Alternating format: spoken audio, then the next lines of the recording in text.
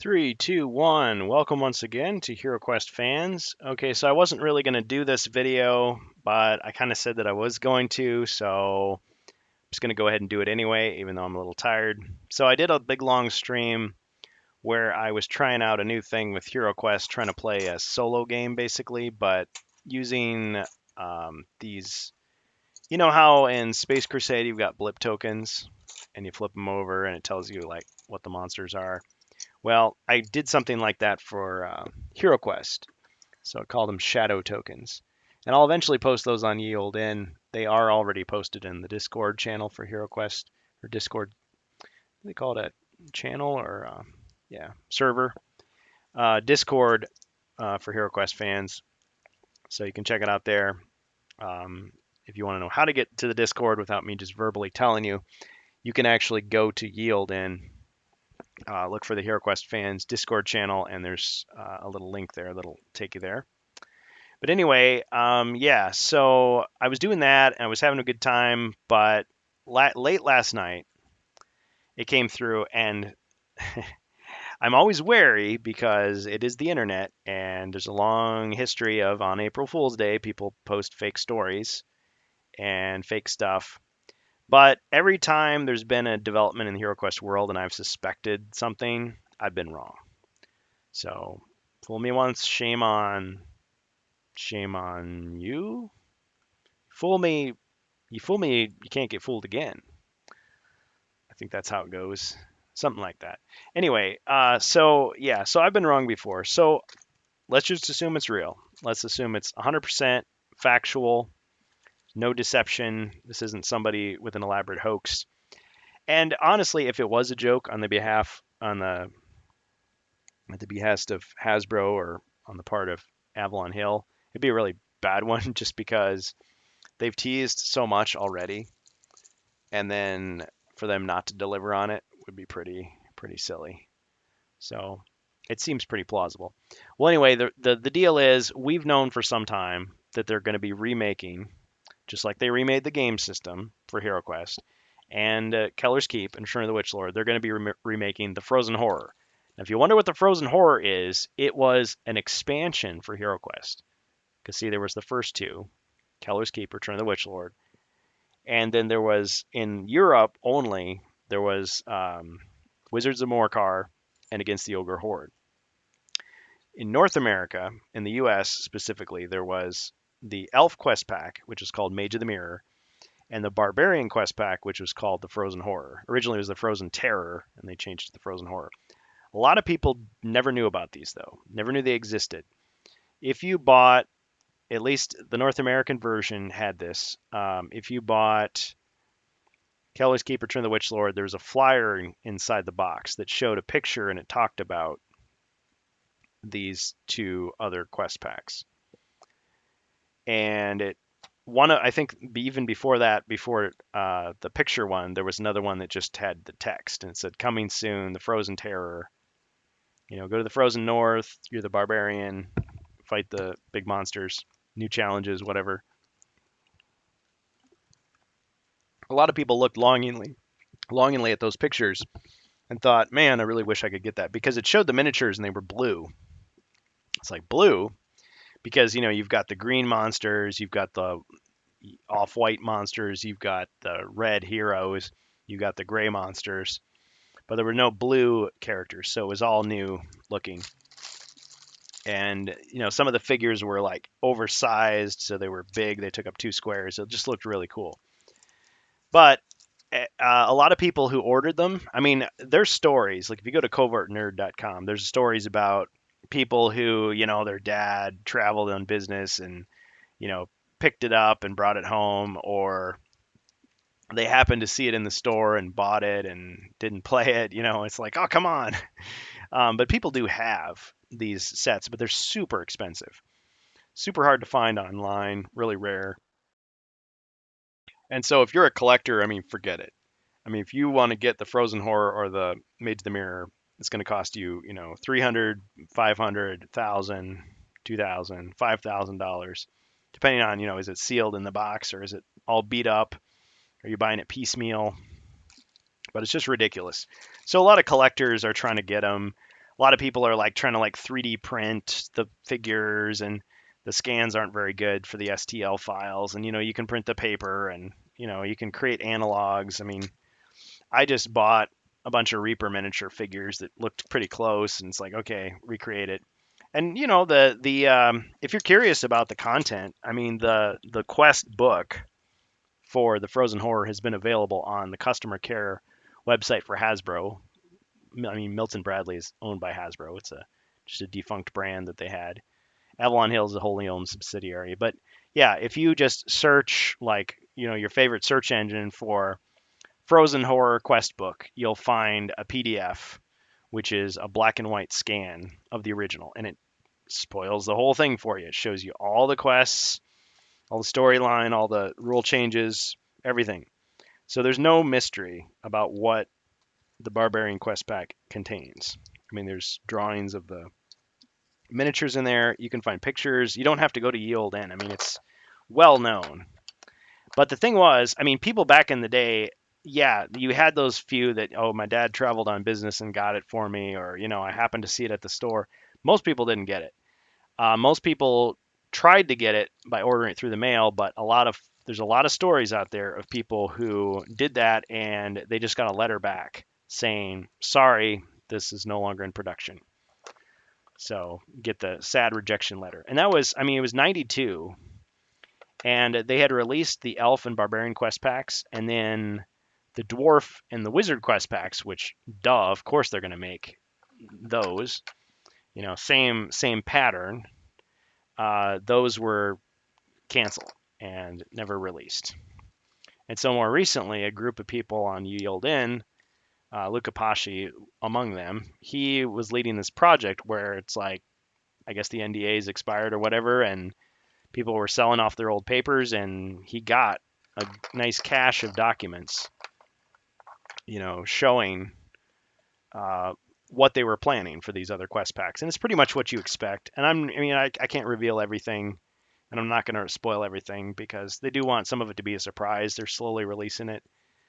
They're going to try to like make a fan completion, but I mean, still preserve the product, for posterity, and also make it actually playable.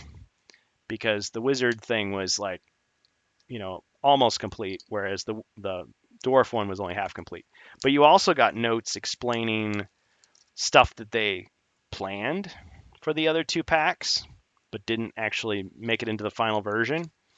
So that's the part where I'm going to be going all over the place here because I'm going back and forth. But flash forward to yesterday, late last night, people started posting. Fans started posting. I mean, sometimes you wonder, are these really fans or are these like designated leakers? It's like, yeah, just post this online and see what kind of reaction you get. Who knows, right? But people on Reddit were noticing that you had these Scandinavian game companies were posting pages, like they were showing like full color pictures and descriptions and pre-orders of the Barbarian Quest pack, or they just call it the Frozen Horror because that's what it's called. And it's in the remake style, and it looks very real. Because before we had gotten, yeah, some game shop in Spain is going to be getting it, and here's how much it costs. And there's some question of, did they leak it too early? Because this happens, they get the website ready to go. It's like, okay, it won't go live until a certain day. But everybody wants the scoop. Everybody wants to be the first store to offer the game. And, game shops, I mean, back in the day, what I understand, like with video games, these game shops can get in big trouble because they sign a contract saying, okay, yeah, we'll get the game in stock, but we won't start selling it until a certain agreed upon date so that they won't compete with each other, or that they won't, violate whatever release schedule they had. But sometimes they just give in and just sell it. They do it early, and then everybody else, has to rush to catch up and release it anyway. But then they breach the contract, so I guess they could be sued or fined, or at the very least they won't get the exclusive next time. It's like, nope, sorry, you're gonna have to wait. because you screwed us over. So there could be consequences for some of these sites, but I could see how a mistake could happen. I mean, maybe they put it on there, but they don't mean it to be public, and they accidentally make it viewable by the entire public, or somebody hacks it so they can view like a page that's meant to be hidden, and it's like, okay, it's too late. So will they retract that, or who knows? Because some of the stuff with the remake, I mean, websites put stuff out and then the websites went down again. They put some information and then they retracted it. And then yeah, later it came out again. It's like, okay, yeah, we meant that. But it looks pretty official. So it looks like it's going to be about 50 bucks. I mean, translating the currency. And it's in the same style of the remake. And the way these, so this is the first remake version. We have no idea what's actually in the quest book. But if we go by past precedent, more than likely they're not going to change a darn thing. It's going to be the exact word for word version, except anytime anything that sounds like Warhammer Fantasy gets mentioned, they'll change it to some close analog. So if it says, Black Fire Pass, it's going to be Dark Fire Pass. If it says Chaos, it's going to be Dread. Obviously, if anything said Morcar, it'd be Zargon. But I mean, the Barbarian Quest Pack was made for North America, so it's already in the North American style. Now, each of these 4 themed quest expansions, they were for each of the different heroes. The way they worked, and of course, only 2 of them came out, as I explained. What they would have is the first 3 quests are solo quests. So if it's the Barbarian Quest Pack, then the first 3 are going to be just the Barbarian. And you get a figure in the original version from 1992. You got a figure which was a female barbarian. She has her sword raised with one arm, and she's wearing like this furry outfit that has like a furry loincloth, and she's got long hair, and her other arm is raised holding a shield. Now the picture, oh yeah, I'll show you the picture here. I've been talking away. So this is on the forums. So the first person that I noticed posted in and yield in was Spooky Happy Fun. Been around for a while, so this isn't like a plant. This is a real user, real fan. He's been around since 2017, which is kind of about the time that I started lurking in the forums again. Yeah, so he shows the picture. So foreign site with a release time frame of Q3 2022. So I believe that would be by the end of September. Translating the money appears to be about 50 bucks, which I think is reasonable because they're selling the Keller's Keep and Return of the Witch Lore each for about $32 to $35. And the picture is interesting because if you can see this here, look at that figure. Doesn't that look like the same exact pose I'm talking about? But look how bulky that figure looks like. And unfortunately, there's no pictures that are good enough. I mean, these at least these appear to be photographs of actual models. Yeah, they made the dice transparent. That's weird. That's obviously a Photoshop job. But when the first remake came out, it was just like CGI images, like these were just computer models, not final, all this stuff. So there's no disclaimers about any of that. Some of the pictures on these different websites are fake, like they're just modified from something else. But this looks pretty legit. They look like real models, and the pose for the barbarian looks like the female barbarian. So maybe that is a female barbarian. It's just more of a what's the term? Butch-looking character. I mean, no judgment here. It's just the game style. But I thought the female barbarian in the 92 version looked awesome because she wasn't just a swap of the male barbarian, which is what they did with the pledge drive. They had a female barbarian who looked cool, but I mean, she was in the same pose, same outfit, just with a little more fur around the chest area. But she has like totally different gear, totally different pose. So it's just like, hey, here's another character. Happens to be a barbarian who's a woman. And the way the rules are is you can either play as the female barbarian or the male barbarian. You can't have 2 barbarians at the same time. So it's just a choice, just a stylistic aesthetic, because you're a little girl and you want to play as the girl character in games. I understand that. Um, but yeah, that was the choice. So at first I was like, that looks like a male barbarian. But granted, the picture is not very good. She just could be really fit, really rough looking, and that's fine. Um, Now, I also noticed something about that pose. It kind of reminds me a lot of the Guardian Knights, because remember the Guardian Knights, which I'm still waiting for mine. That was a debacle. They underestimated the demand and they actually issued that apology letter, which we already went over. We're not going to rehash all that. But yeah, I still haven't gotten it. But those knights, I mean, sword raised up in the air, furry gear, and shield looks a lot like the Guardian Knight. So, I mean, it could have been when they were designing the Guardian Knight, they were inspired by the female barbarian to do it that way. But anyway, so they decided to do it in red. And I thought, you know, the original was blue. Blue is cooler. I mean, I wasn't really planning to paint mine because once you paint them, I mean, they're not nostalgic, so they're already kind of far removed from the original. I mean, maybe I'd paint the furniture. I don't know. I haven't decided, but I could see myself painting that like a light blue color or a royal blue, an ultramarine blue, Sigmar blue, just to make it stand out and look more like the original. But anyway, so yeah, that's the female. And then you've got the three ice gremlins over here, and they've all got beards. So they're guys. They all appear to be the same sculpt. You've got the Yetis, which I think look pretty cool. The originals kind of looked like Cookie Monster with Wampa from Empire Strikes Back horns. They look like big fuzzy bears. I mean, yeah, they're big, they're deadly monsters, but these guys look pretty cool. And the polar war bears don't look bad. They look very similar, just a slightly different pose than and I think instead of grinning, they're growling. And you can see that there's two doors here. So the original set would have had like the entrance and exit doors, the iron and wooden doors, which were just cardboard, just like Keller's Keep in Return of the Witch Lord. But here they made them out of plastic and they made them in an icy blue color. And you can see there's like icicles, and one of them has what looks like the Frozen Horror's face.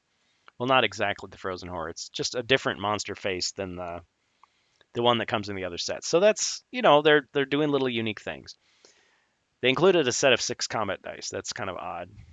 I mean, if you did the pledge drive, you would have gotten 6 extra dice. So 6 for Zargon, 6 for the heroes. The fact that they're a different color, just like in the game I just played in front of you here, I mean, I like having an extra set of dice. One for Zargon, one for the heroes. They're different colors. So there you go. And if they're an icy blue color, at first I thought that transparency was supposed to be they're actually see-through dice, which would have been a cool thing, like they're ice cubes, like casino dice or something. But I don't think that's really what it is. I think it's supposed to be opaque. But whatever. Then they gave you these blue movement dice. Why? Why do you need more movement dice? I mean, I guess Zargon sometimes uses movement dice for stuff, like if his monsters get hit by spells or whatever. But it's really just not needed. Just seems kind of superfluous. But hey, you've got another set of dice. If you want to use some blue dice when you're playing this pack because it looks more cold and icy, sure, whatever.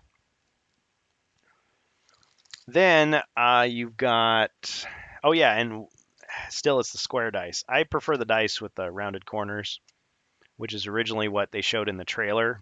And actually, the final trailer for the remake shows the rounded dice. Whatever. I think they roll a little better, but yeah, you can sometimes get cockeyed if you're rolling them in a dice box. The square dice are less likely to do that.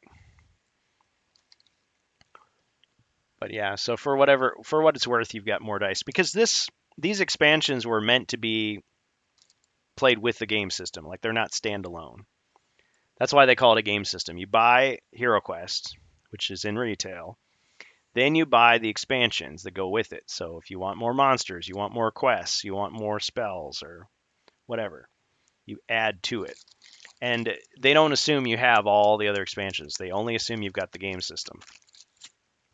Well, So what they did was they gave you these mercenaries. Okay, so here right away we see a change. So look at the mercenaries there. So in the original version of the oh yeah, I forgot to say this. So the original version of the Barbarian quest pack, you got those first 3 quests that are solo, only the Barbarian. After that, they're group quests. 4, 5, 6, 7, 8, 9, and then 9 and 10 are like a 2-part quest where it goes from one quest right into the other. So you can't visit the armory or the alchemist shop to buy stuff. Your spells don't recharge. You don't get to heal up, and so it's extra hard. It's like a double quest. In actual practice, those quests, it tends to be just like one half of the board and then the other half of the board. But you'll have a lot more monsters because it's like the monsters refresh, and you may have just more stuff going on. So it's like a gauntlet. You got to survive. The problem with this is the extreme difficulty, and I'll get to that next. But first, let's do more reactions, raw reactions to what we see. So those are mercenaries. In the original version, there were six.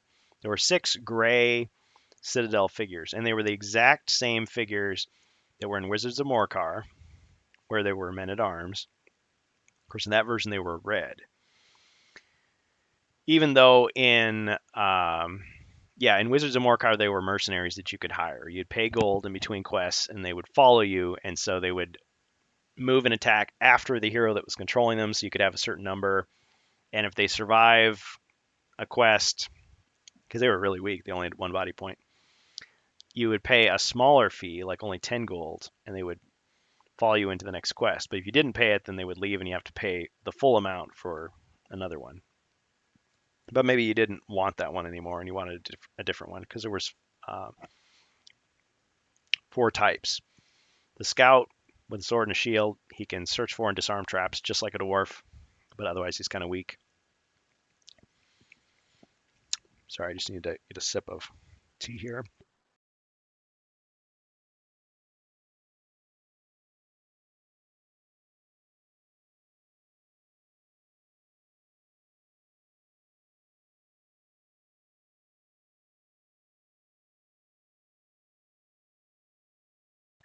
See, this is why I shouldn't have done a rant when after I'd been talking for a while. I just don't have the voice left. But I'll do what I can. So cheers, Dead Gamer and everybody. So yeah, you've got these mercenaries, and then you've got the guy with 2-handed sword, really strong, really expensive though, 100 gold for him.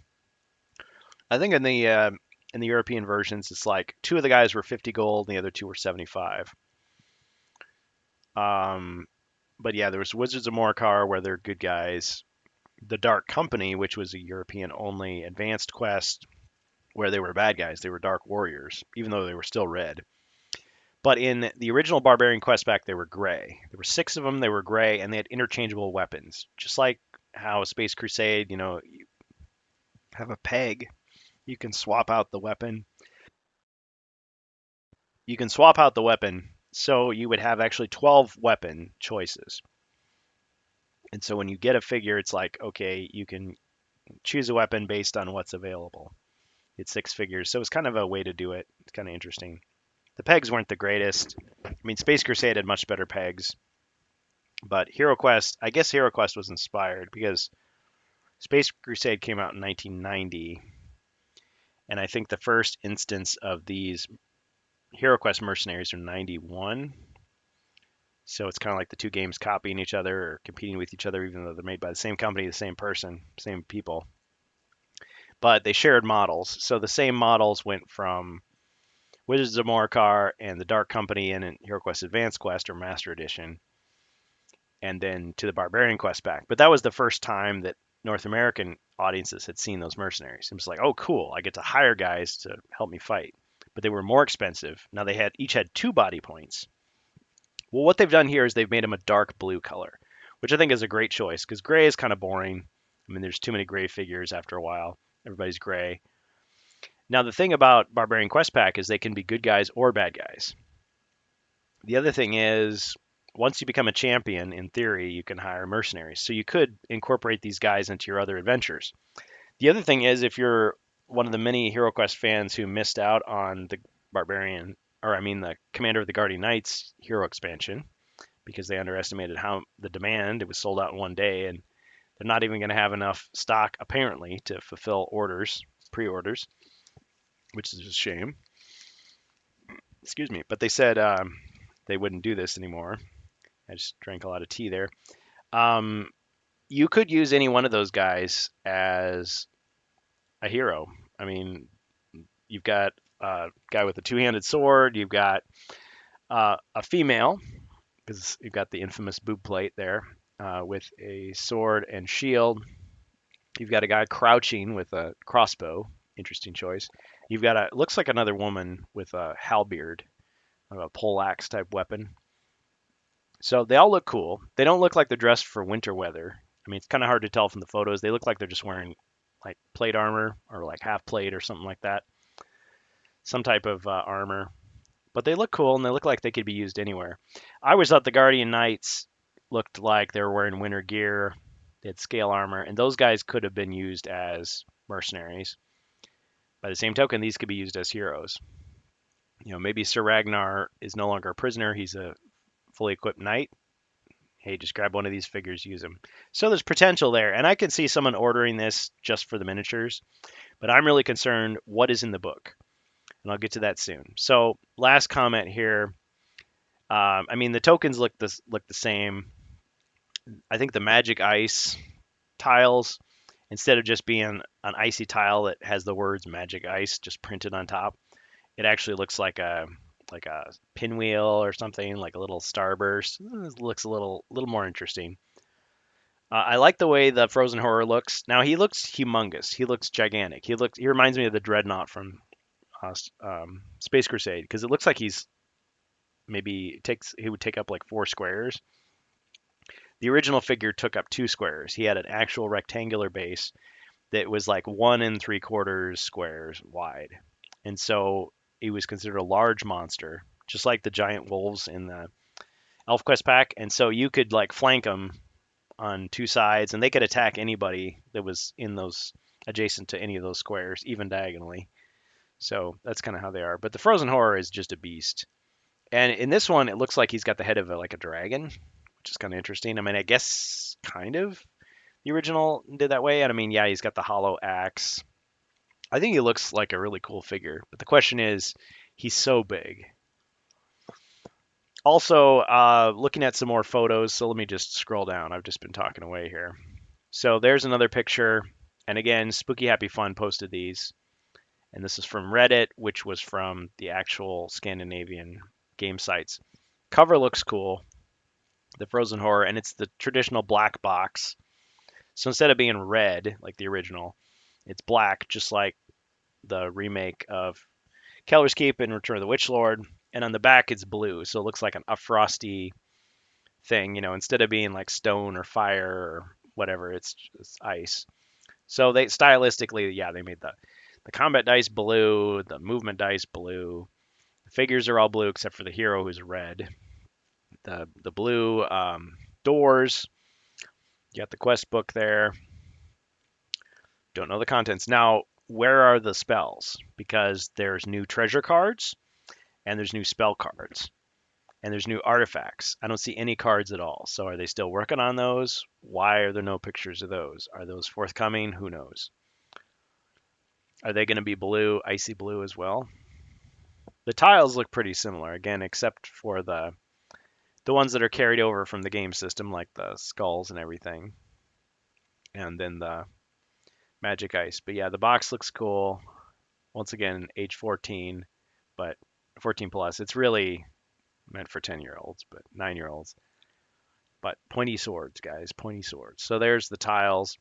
The character sheet looks different. So now there's icicles on the axes, and there's like a snowy texture in the background, and it looks like it's done in blue ink. But otherwise, it's all the same. I mean, the content is the same. Oh, except it says 1, 2, 3, 4, 5, 6, 7, 8, 9/10. So these character sheets are meant specifically for this quest pack, because there's 14 quests, and so there's 1 through 14 for the game system. It's nice that they give you an extra pad. I mean, the original didn't have that. The only way you could get additional pads, I mean, they told you just photocopy. If you need them, just photocopy more. But the original game system had them, and the European only advanced or adventure design kit is what it was called. It had a redesigned version of the character sheet, but it was only for the UK. So North American players, they just had to photocopy. So it's nice to get another pad. And I mean, I guess if you're using this for some other quest, you could just write in the numbers as you go. But otherwise, it looks the same.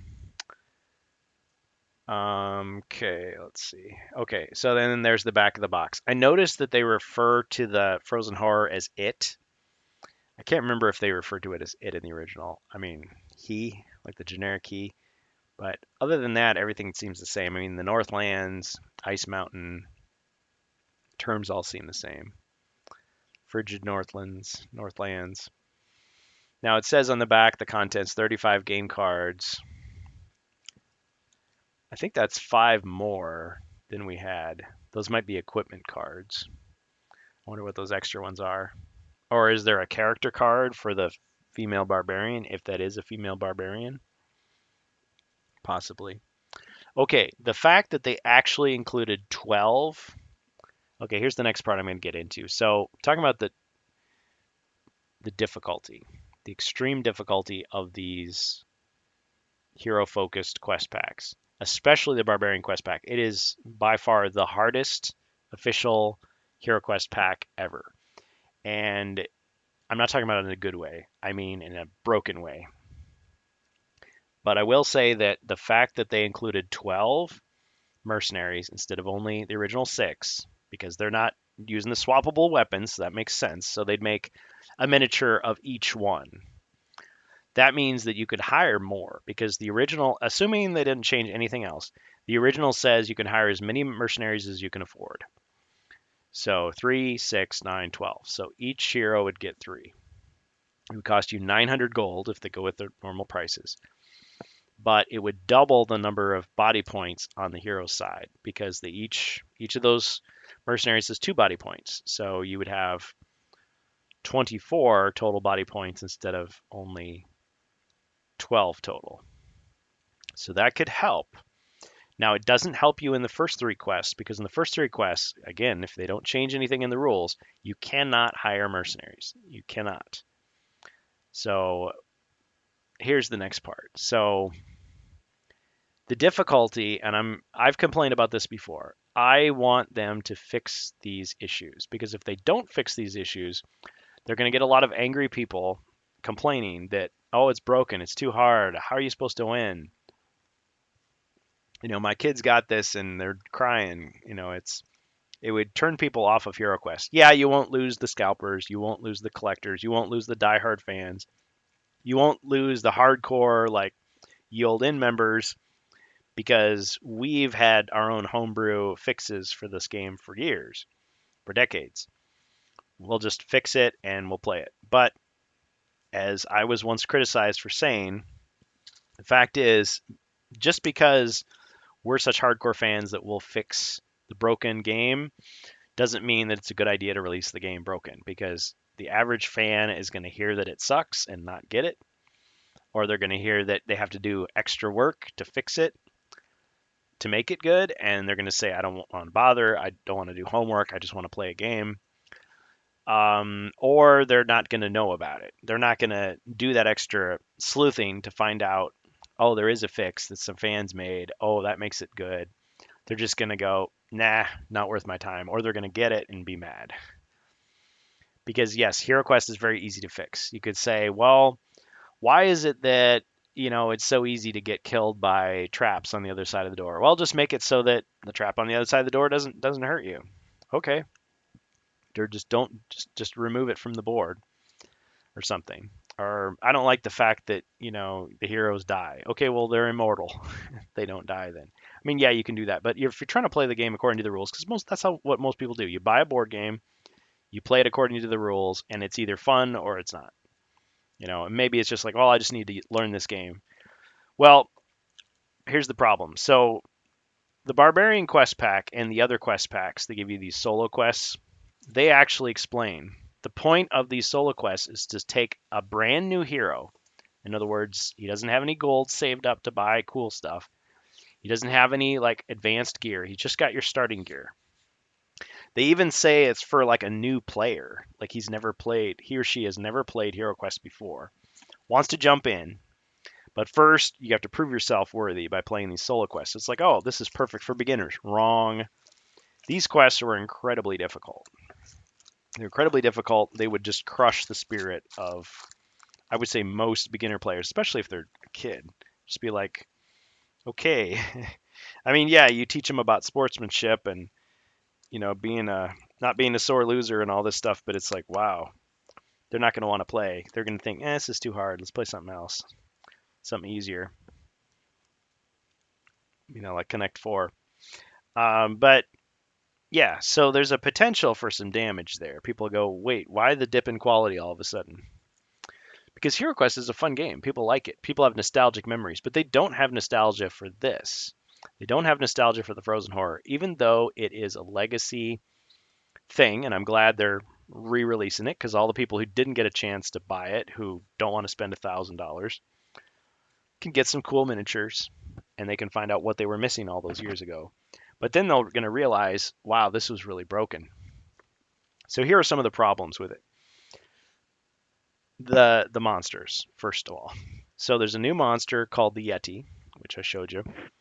He has what's called a hug attack. So if he attacks you and he's in the solo quests, this is the problem. One of the very first rooms, I think it is the first or second quest, you open the door, there he is. I mean, within a couple squares, he's on you. And if he attacks you, which he has pretty high attack and defense, and you're just a basic level barbarian, it's not like you're wearing Born's armor or anything,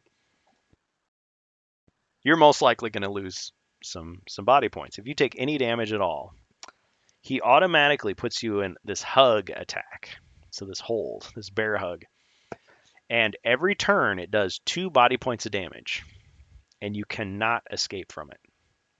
The only way to get out of it is for another character to attack the Yeti, because the Yeti has no defense when he's in the hold, and the monster can't break the hold. It's just automatic.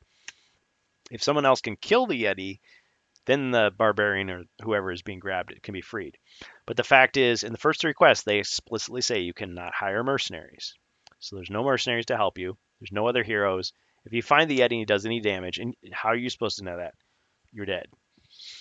And yeah, he's got 8 body points, but 2, 4, 6, 8, game over. So I think someone calculated it was like 80 to 90%, 95% chance of a total party kill on those early quests. So it's really frustrating. Okay, yeah, you could skip the solo quest, go right to the group quests. But what's the point? They're going to throw a lot of people off with that. Well, as it turns out, this is not how the designers originally planned it. Originally, and according to the notes, thanks Luca Pasci. So spoilerific spoilers. No, we've already talked about this, but and it's okay to release this. But the original intention was it was going to be 1 body point that the hug attack did, not 2. 1 per turn. And the thing is, each time it came to the barbarian's turn, he got to roll 2 dice, 2 white combat dice. And if he got 1 white shield, he would take no damage that turn. But if he got 2 white shields, he would actually break the hold. He would escape from it. See? And yeah, he could get put back in it, but there was a defense. They talked about it in the notes, but they didn't implement it in the final version. So that would have been more fair. I guess they thought, oh, it's too weak. Or maybe people didn't see the notes. They were in a hurry to release it and rushed it out there without playtesting. The other thing was, while the Yeti is holding a hero, he can defend. He is able to defend against other people attacking him, but he defends with 1 less. So yeah, it is a race to save the victim, but if he's by himself, he can get out of it, even though it's hard to get out of it. And if he's grabbed, yeah, it's still a challenge to free him. But yeah, so as is though, the Yeti is broken. as they say. Way too hard. You just have to hope you don't encounter the Yeti, or you just get such lucky rolls that you kill him before he can hurt you. Because it doesn't even matter if you've got potions or anything. I mean, you can keep yourself alive, but every turn you're taking 2 body points of damage. There's no way to be saved from it. The other thing is the Polar Warbear. So those guys, they can do 2 attacks every turn. So they can attack the same person twice, or they can attack 2 different people. But according to the rules in the book, in the final version, the released version, heroes only get 1 defensive roll against those attacks. So 2 attacks, you only get to defend against 1. Now, some people have interpreted it as generously as possible and say, well, what if your first defensive roll has a bunch of white shields, like more than enough to deflect all the skulls? Can you apply those extra white shields to the second attack? Well, the rules don't say you can do that. So that's just an interpretation. If their original intention was to say the second attack is unblockable, what if they rolled all skulls? It's going to kill, that hero pretty easily. I mean, yes, you could say by the time of the group quests, maybe these seasoned heroes have lots of gold saved up, lots of gear. I mean, if you survive all 3 solo quests, you're going to have some good stuff. I mean, I think you're going to have a battle axe, a longsword, a helmet. Do you get chainmail also?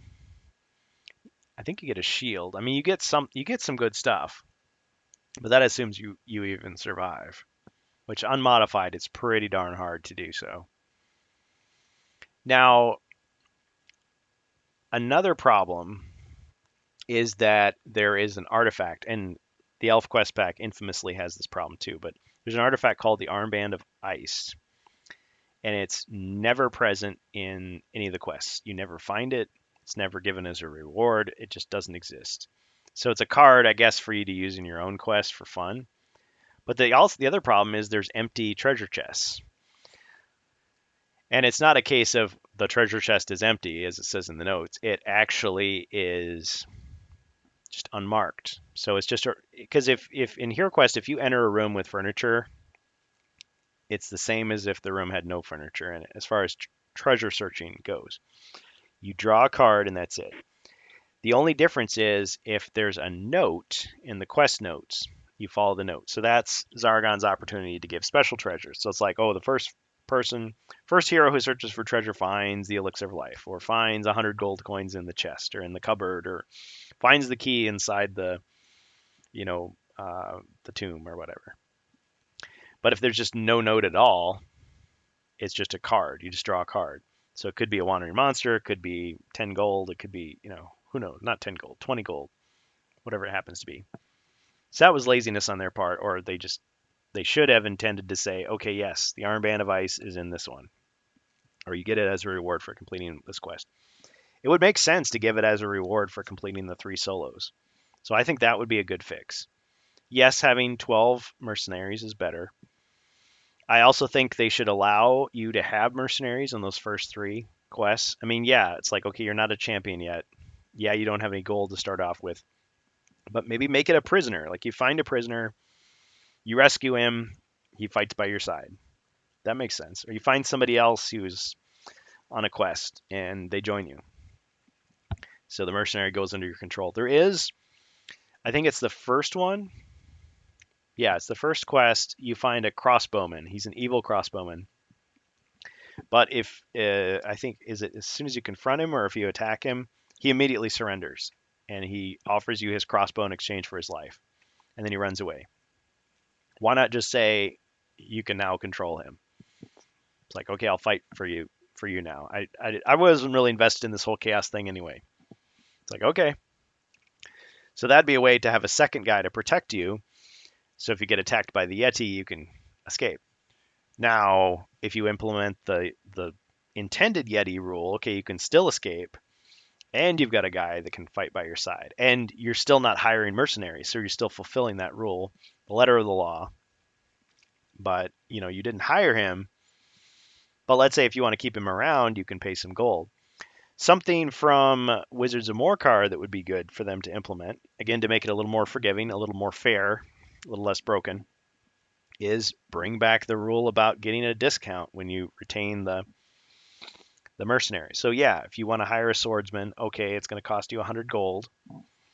But if he survives and you want to retain him for the next quest, you only pay 10. That's a bargain. And it's also an incentive for you not to waste him. Because in the standard barbarian quest,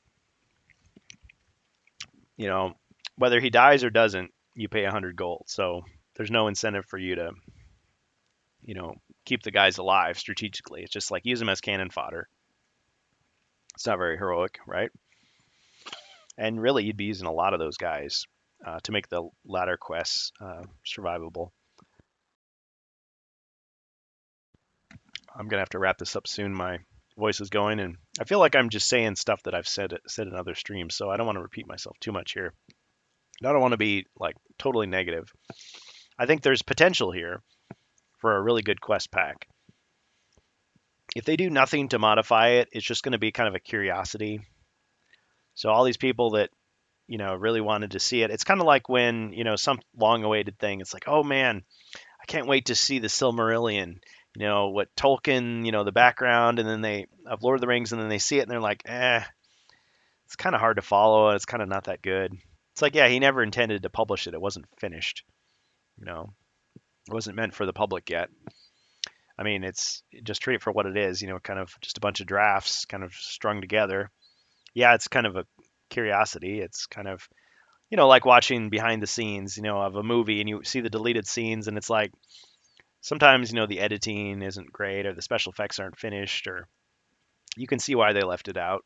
Maybe it's better they left it out. So it's just more for the hardcore, like historical minded fans who want to see every little bit of the process, how the sausage is made. So there's that. And then, yeah, the collectors will want everything, but it's almost like they don't even care what's inside the box. Just the fact that it's a product with HeroQuest logo on it is enough to just spend money on it and resell it or brag about it or whatever. Those people you can set aside. The people who want to play a game that's fun. They played HeroQuest, they played Keller's Keep, Return of the Witch Lord. They're expecting more like this. They're going to be disappointed.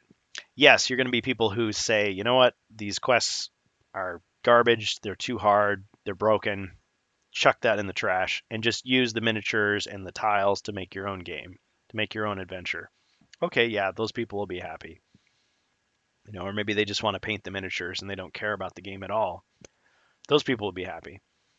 But people who want to play HeroQuest are going to be disappointed. And yes, hardcore fans like us already have fixes. They've already come up with fixes. Errata. But if they're reliant on the fan base to make those corrections, like what are they going to do? Are they just going to link that stuff on Twitter and Instagram and Facebook, to tell people, hey, we just gave you this game and it's totally broken, but here's some fans who came up with some cool ways to fix it.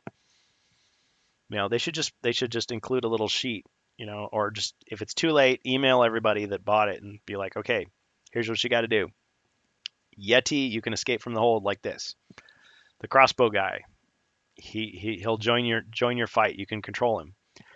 Mercenaries, you get a discount if you keep him from one quest to the next. Or you can hire mercenaries in the first 3, or buff out the mercenaries, give them more abilities, make them a little easier, make them a little more helpful.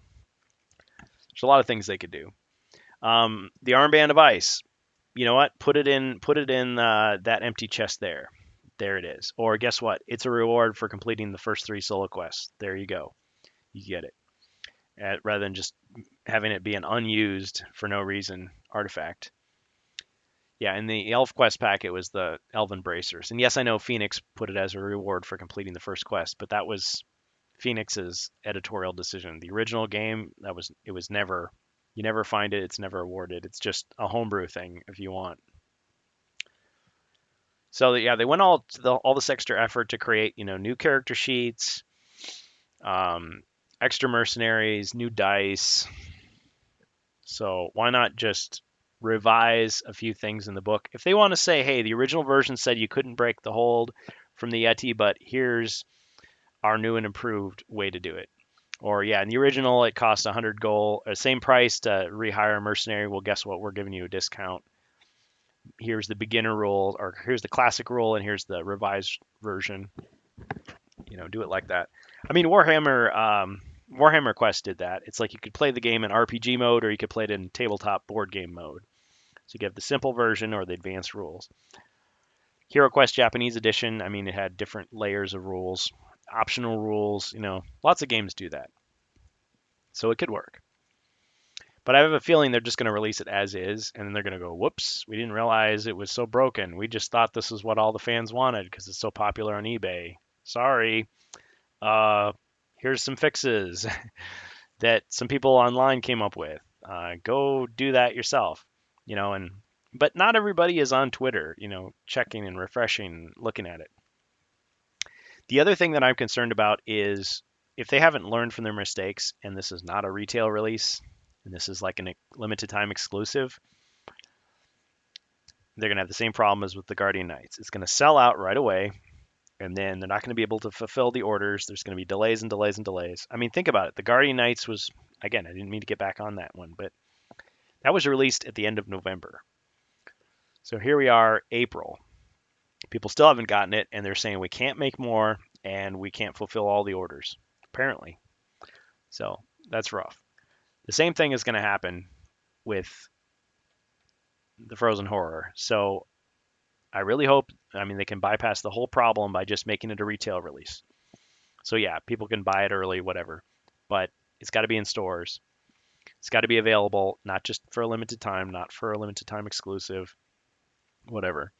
So I really hope that they don't screw that up. And yeah, I'll be fine, but a lot of fans will be mad if there's no official corrections.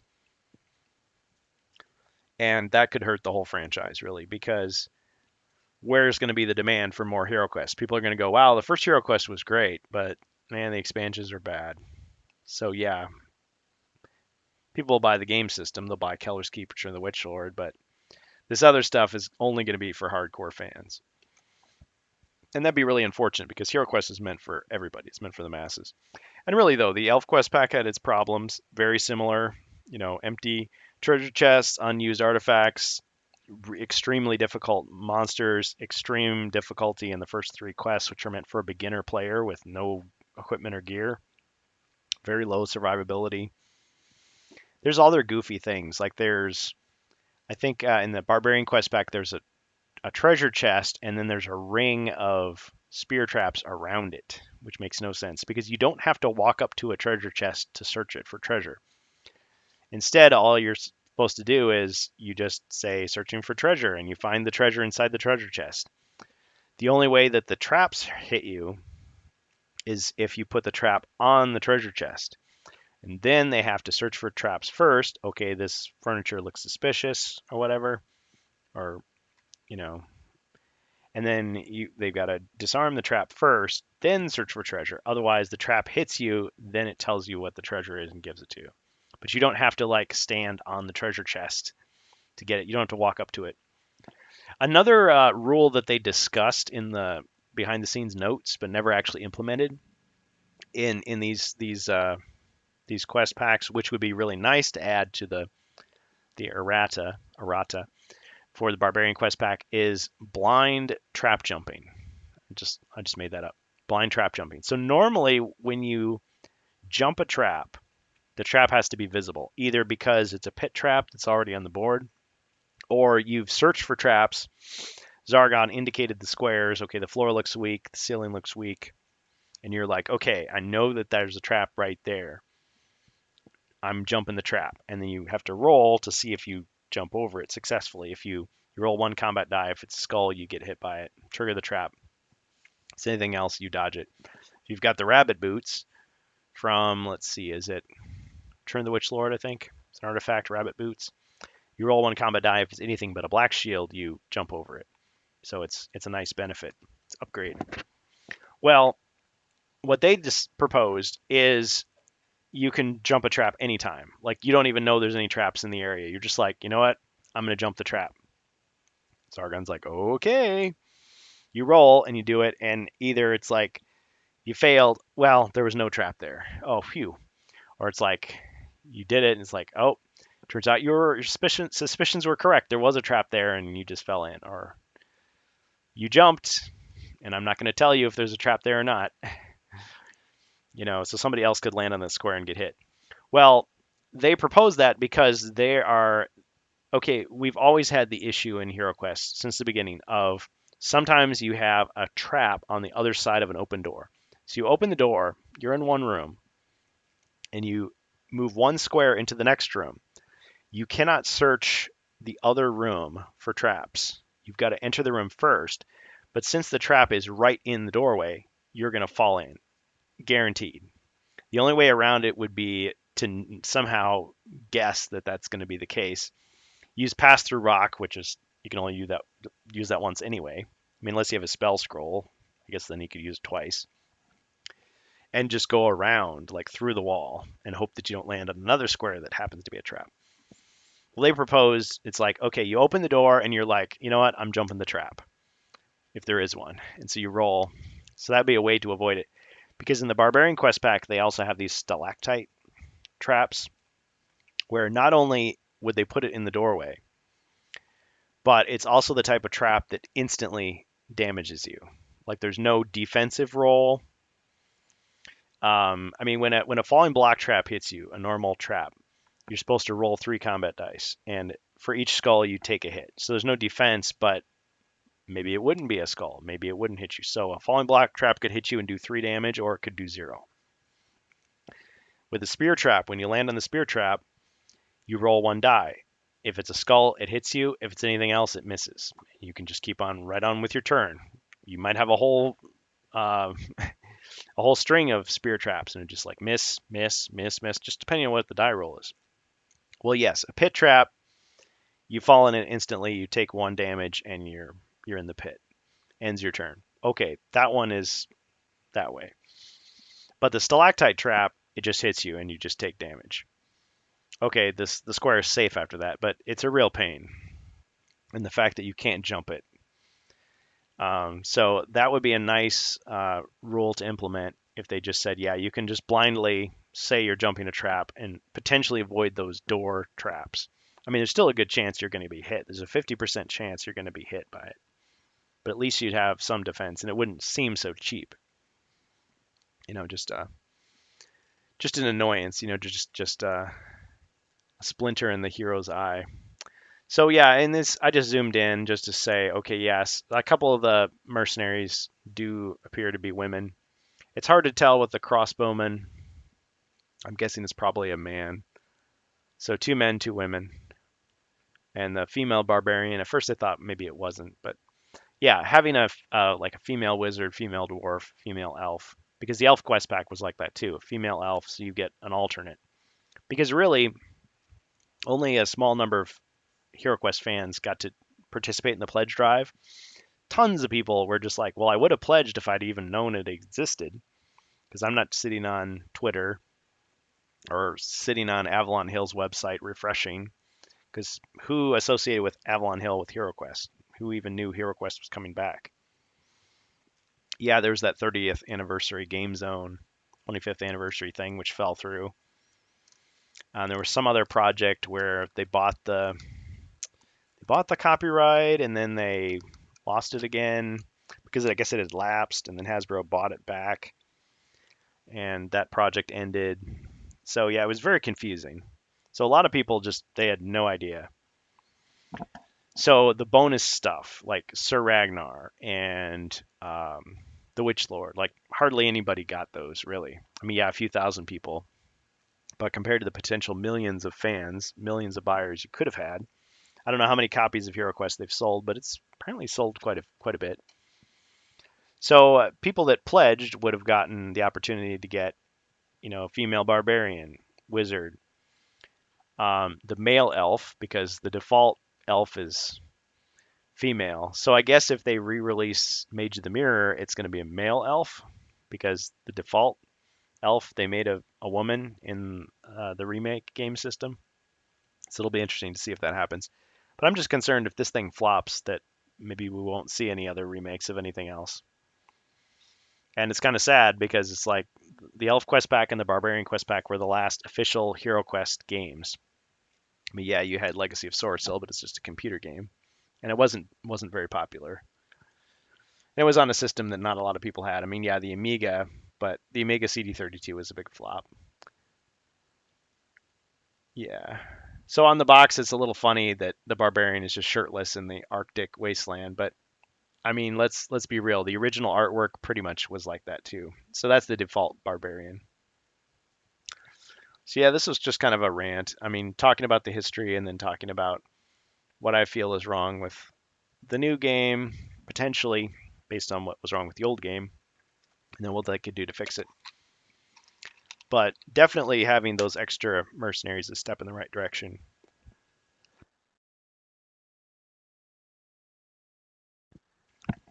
But that could have just been by accident because really, I mean, they probably won't change it and say, well, you can only hire 2 mercenaries per character.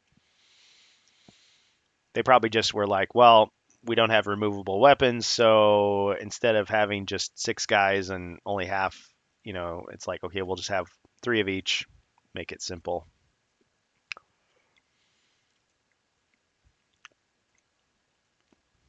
Yeah, so if they release it quarter 3 of 2022, that'll be fine. I was thinking the first half of the year, so this is a little later than I thought, but it'll still be all right, just in time for the real winter. I mean, a lot of games have had like winter expansions. I mean, Warcraft famously had the Frozen Throne. Game of Thrones, of course, big thing about winter. I mean, the Norsemen, the Vikings, lots of games having wintry themes. It's pretty common in fantasy. And yeah, the Barbarian Quest Pack has a lot of like ice related spells and like icy tiles and icy rivers and icy squares that damage you and make you slip and fall. And so you definitely want these potions and artifacts that protect you from that sort of thing. And the Armband of Ice is really useful. It's like a stronger version of the Ring of Warmth. So you definitely want to get that because really, think about it. Like you've got 4 heroes. So one of them has a Ring of Warmth. Okay, he's protected, but nobody else is. So, oh, well, the Armband of Ice would be another opportunity for another hero to get it and protect himself or herself. Some people were saying, oh, they should have an icy board. Well, it wouldn't fit in the box, first of all. The box would have to be bigger, and then it wouldn't match the others, and people would complain. And what? It would just be icy for those 10 quests.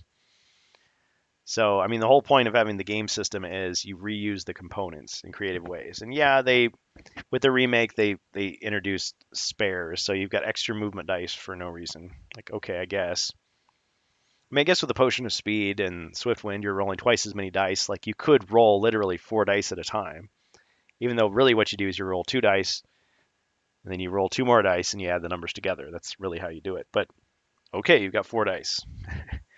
Just like having 12 combat dice. Well, you'll never roll that many, but let's say if you had 9, it'd be nice to actually have 9 in your hand instead of just, you roll 6, and then you roll a few more.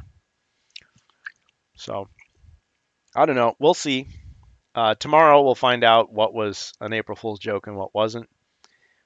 Um, there was a post on Twitter where Avalon Hill was like, "Oh, we'll have to double check those release dates." So it might have been that they weren't supposed to post this stuff this soon. So we'll see. The cards may not be done. Maybe they don't have access to this stuff. But overall, I'd say what they've shown us looks fine. I mean, I wish the dice had rounded corners. I hope there'll be some type of official errata. I never know how to say that, but let's say it's errata. I hope there's some official list of errors and fixes. And really, they can fix it so easily. They can basically make it easier to get mercenaries. Oh, something else from Wizards of Morcar was there was a treasure card called the Potion of Charm. And when you got it, it said that you could, um, and apparently you could save it and use it in between quests. Because, the big thing about the European version was once a quest is over, you got to cash in all your unused potions. The North American version, you could visit an alchemist shop between quests and buy as many potions as you want. Write them down on your character sheet as many as you can afford. And you got to keep the ones that you found from the treasure deck because you just write it down in your character sheet and then you put the card back in the deck or the discard pile and it gets shuffled in the next time. So it's like the Potion Hoarder edition. Well, this was a European thing for Wizards of Morcar, but you found the treasure, Potion of Charm, and what it was is when you went to hire mercenaries, you could hire up to 3 mercenaries at 25 gold less for each. So when you think about it in that version, so let's say a halberdier or a swordsman were 75 gold each. So now they're only 50 gold each. And you could hire a third guy, hire a scout or a crossbowman for 50. But you subtract 25, so now he's only 25. So you saved yourself 75 gold right there. So that's pretty cool. Now, yeah, they could have just given you a card that says 75 gold. Same thing. But Potion of Charm, it's like you drink the potion and you're all charismatic and you're convincing them, hey, work for me. Don't demand as much money. So it's just a creative way of doing it. It's just like so many other things. I mean, use a spell, it's like 2 attack dice. Well, why? Oh, it's a magical, lightning bolt or something. Okay, whatever. It's a fantasy board game, so it's fun. But yeah, there's little things like that that they could do. They could do the Potion of Charm. They could do the discount for keeping mercenaries alive. They could do break the hold for the Yeti. They could clarify that yes, you can either roll a second defensive time against the Polar War Bears and their 2 attacks, or that if you get a good defensive roll the first time, any extra white shields can carry over to protect you from the second attack, maybe. Put the Armband of Ice in as a reward for completing the solo quests, or put it in one of those empty chests. Put some other cool stuff in those empty chests. Put some more gold in there. Put some more potions in there. Yeah, increase the gold rewards. There's so many ways they could just tweak it, just to make it not so it is easy and a pushover difficulty, but just make it survivable. Make it so it's the difficulties closer to the other games. I mean, Quest of Perpetual Dark or the Crypt of Perpetual Darkness was harder than Prophecy of Telor, and harder than Spirit Queen's Torment, but I mean it wasn't like insane like these. I mean the hardest ones were okay. Against the Orgo Horde was pretty tough, but they gave you like 5 potions that healed your life completely, like to the maximum. Wizards of Morcar was hard, but you could hire mercenaries, and they had all these ways to make it cheaper, for the mercenaries. The retained cost was only 10 gold per guy. Of course, they each only had 1 body point. Um, Elf Quest Pack was just kind of broken, and the Barbarian Quest Pack is the hardest of all. Ask anybody. So that's about all I got to say on that right now until they announce more info. I mean, for all I know, they're just going to deny everything, shut those websites down, or slap them on the wrist and remove those listings. And then maybe closer to September, we'll find out what really was going on.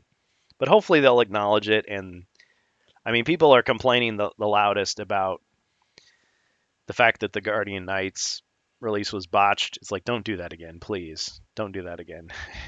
Don't keep doing that to us as fans if you expect our loyalty and our money. Because yeah, it's just gonna be a quick cash grab. It's gonna sell out right away. Same nonsense. And if we keep doing it, of course, we're voting with our wallet. But I would say for me, if it's not a retail release, I'm not gonna buy it. I'm not gonna pre-order it. Um, if it's $50, I mean, yeah, it's like, oh, fear of missing out. You kick yourself. You think, oh man, now it's gonna be $500. Well, I don't need it that badly. I know it's broken. I've already got Reaper miniatures. Um, I can play the Frozen Horror if I want to with my fixed homebrew rules. I don't need their set. I mean, yeah, having some blue dice would be cool, but I've got blue dice. It's made in Germany. Um, yeah, I don't need it. But if it's going to be a retail release and they're going to fix it and they're going to support it, I want to support that. I want to send a message to the company that, hey, when you do things right, when you treat the fans right, you deserve to succeed. So I want to encourage that sort of behavior. I don't want to encourage them to screw the fans over, disrespect them, release shoddy products. I mean, yeah, you can say what you want about the original. The original was a botched release. You know, it wasn't play tested. It was broken.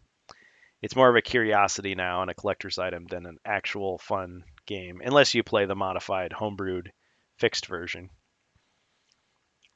So, all right. Thanks for watching. Thanks for listening. Sorry, I kind of just got off on a rant there, and it's harder to rant when your voice is dry. But the next stream will probably be more of this, talking about this, more developments in the world of HeroQuest fans, news. Check us out on Discord, and we'll probably do some more Space Crusade because I did enjoy that quite a bit. Probably tweak the HeroQuest shadow token tiles thing and maybe do that again. Do some more readings. We got tomorrow, so I guess the sky's the limit. Well, everybody take care. Thanks for checking us out here on HeroQuest Fans. Hope it wasn't too boring for you. I mean, everybody's got an opinion, so leave your comments. Tell me I'm wrong. Tell him I'm too negative. It's okay. I've heard it before. Let's just hope I'm wrong. Let's hope that they do a great job with this release. Let's hope that it's everything everybody wanted, and the next one's even better. But if not, I told you so. All right, everybody take care. See you next time in HeroQuest Fans. Thanks for joining in. Let me just check the chat one more time. Yeah, small group today, but that's cool. All right, see ya. See you tomorrow.